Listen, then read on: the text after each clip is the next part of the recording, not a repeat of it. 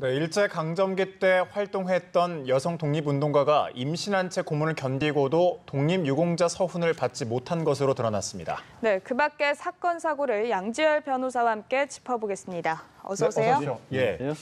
일단 그 만삭의 몸으로 모진 고문을 겪은 뒤에 가석방된 독립운동가 안맥결 여사죠.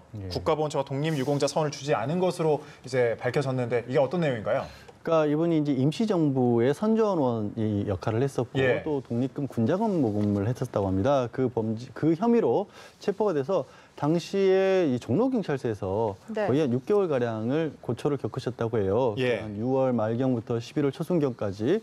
그러면 근데 그리고 나서 서대문 영무소로 이송이 돼서 같은 해 한 12월 말경까지 이 옥고를 치르셨는데 그때 이 만삭이었다는 이유로 가석방이 됐다고 합니다. 생각을 해보시면 임신한 중반기부터 경찰에 체포가 된 상태에서 그리고 경찰에 체포가 됐다라는 게 역사적으로도 이미 그냥 단순하게 체포가 돼서 유치장 생활을 한 게 아니라 수많은 고문을 견뎌내야 했다는 게 상식적이지 않습니까?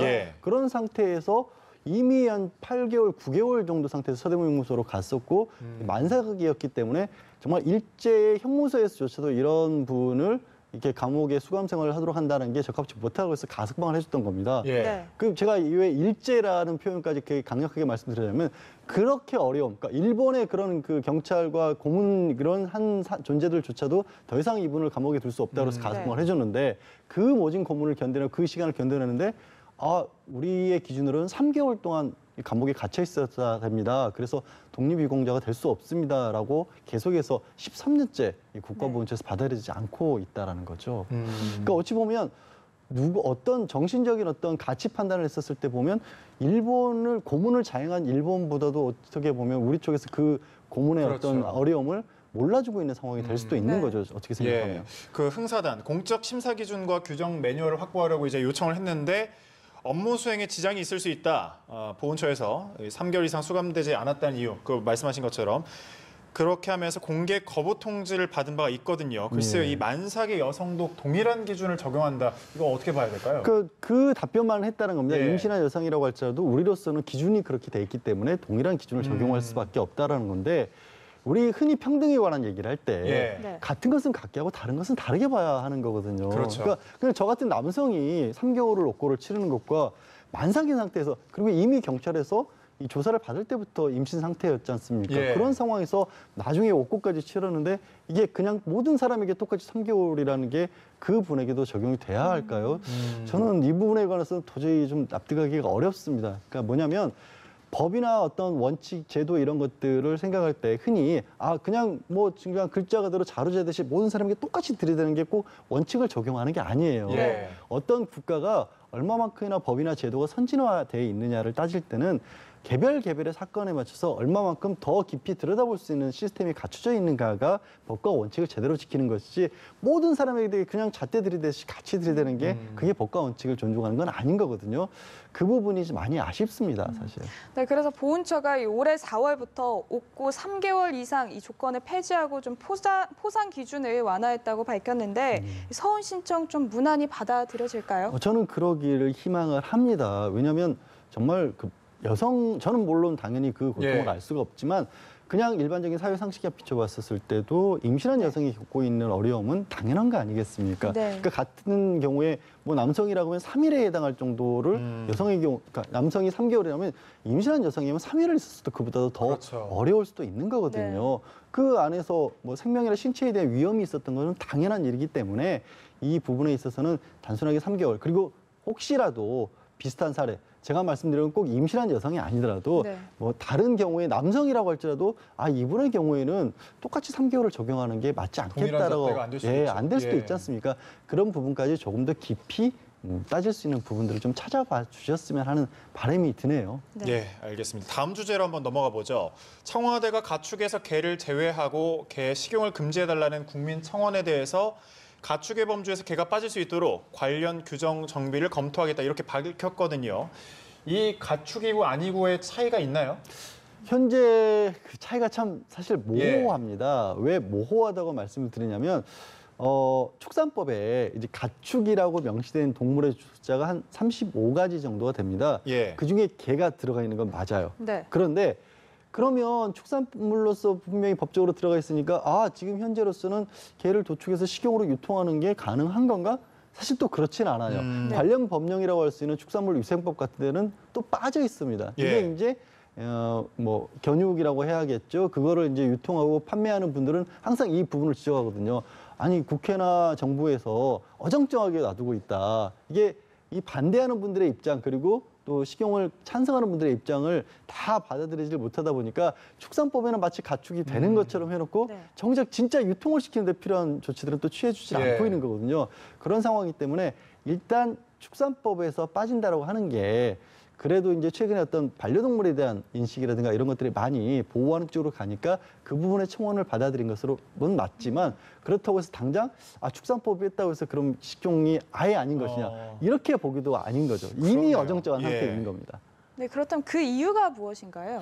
이유는 뭐 당연히 짐작을 하시겠지만 이제 문화가 굉장히 급격하게 변하고 있고 또 우리가 반려동물 키우는 분들이 정말 늘어났죠. 많죠. 늘어났죠. 일부 통계에 따르면 뭐 한 5가정에 1가정 정도는 그러니까요. 반려동물로 개를 키우고 있다라는 네. 얘기가 나올 정도니까 그런 분들의 입장에서는 식용을 하는 것을 도저히 받아들일 수 없고 또 그렇다고 하더라도 견육을 계속해서 이제 식용으로 써오신 분들 입장에서는 뭐 당장의 어떤 생계의 문제도 있을 것이고 또 어떻게 보면 개인의 나에게 있어서는 이 뭐 견육을 뭐 섭취를 하는 게 식용으로 쓰는 게 너무나 당연한 거고 우리 오랜 역사적인 뭐 문화이기도 한데 네. 이게 또 갑작스럽게 바뀔 수 없는 것 아니냐.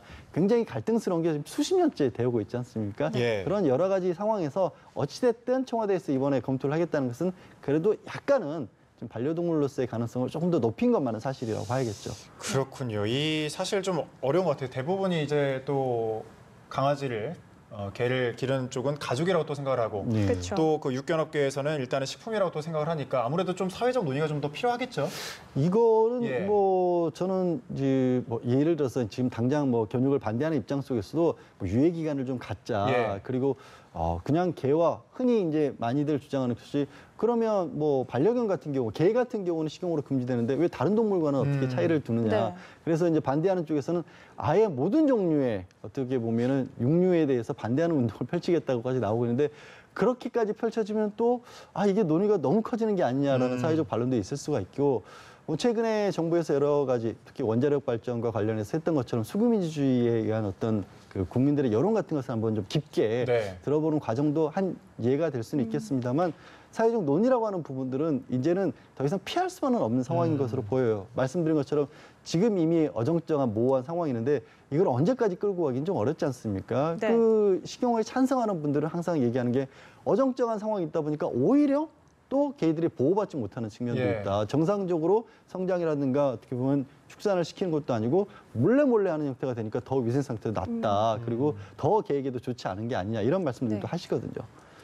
알겠습니다. 네. 이제 좀 또 다른 이야기를 해볼까 하는데요. 워마드에 대해서 이야기를 해볼까 합니다. 이 남성 혐오 인터넷 커뮤니티 워마드. 요즘 이런저런 이야기가 좀 많이 나오고 있는데 서울대 몰래카메라 게시글이 올라왔다 이런 의혹이 제기됐는데 어떤 내용인가요? 일단 그 워마드 게시판에 서울대 남자 화장실에 그러니까요. 몰래카메라를 설치했다라는 식의 게시물이 올라왔고 뭐 조회수도 수천 건에 달했던 모양입니다. 네. 그러니까 이제 서울대 대학본부 측에서는 당장 혹시라도 사실일지 모르기 때문에 전체 화장실을 전수조사를 했다고 하죠. 뭐 도서관이라든가 아니면 단과본부, 단과 대학별로도 다 조사를 했고 하지만 실제로 발견되지는 않았다고 해요. 그리고 네.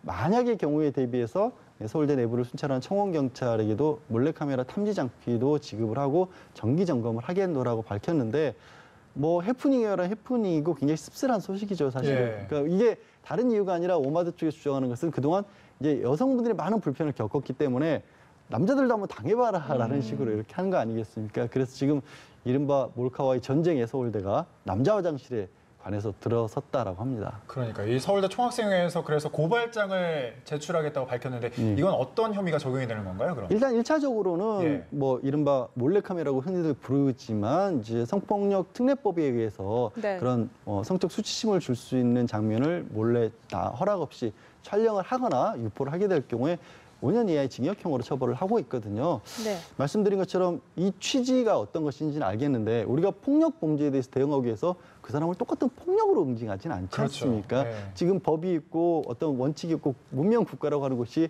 그런 것들을 응징하지 용납하지 않는 것이 또 현대 국가라는 사실을 알고 그렇게 하는 것이 과연 정말로 넓게 크게 봤었을 때 정말 여성들을 보호하는 어떤 시도가 될 수 있을 것이냐에 대해서는 좀 깊이 생각을 해봐주셨으면 좋겠습니다.